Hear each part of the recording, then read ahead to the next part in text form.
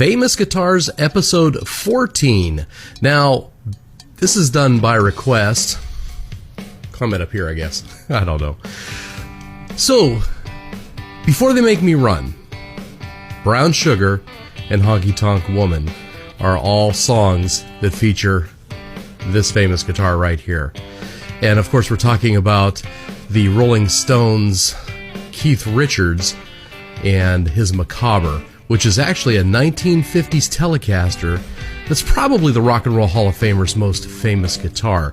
Now, this cat right here was obviously busy gifting people guitars, because in my last video, I talked about George Harrison's guitar.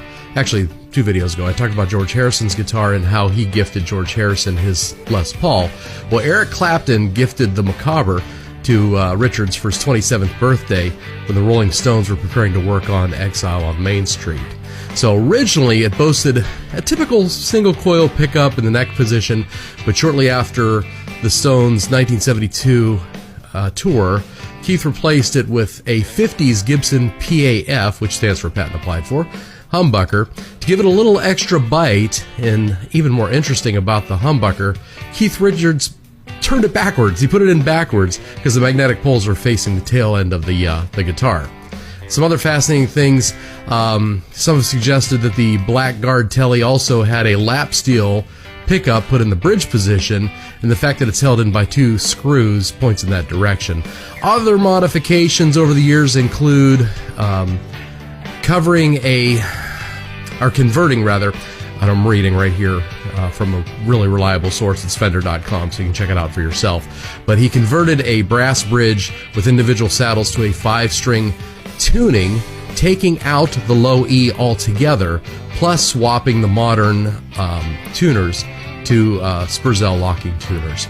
So, really interesting guitar, and this isn't a long one, but it is a fascinating guitar, and it's a great sounding guitar for, a fantastic guitar player. And to this day, the Micawber remains one of Richards' go-to guitars, both in the studio and on stage. Okay, natural mods like the absence of the black inlay dot on the 17th fret, along with serious wear at the top, can only come from years and years of playing. But when Richard slings the butterscotch blonde across his chest, the myth of Micawber only grows. So there is your guitar for episode number 14 by request. That is Keith Richards' Micawber Telecaster. Like, share, and follow for more famous guitars.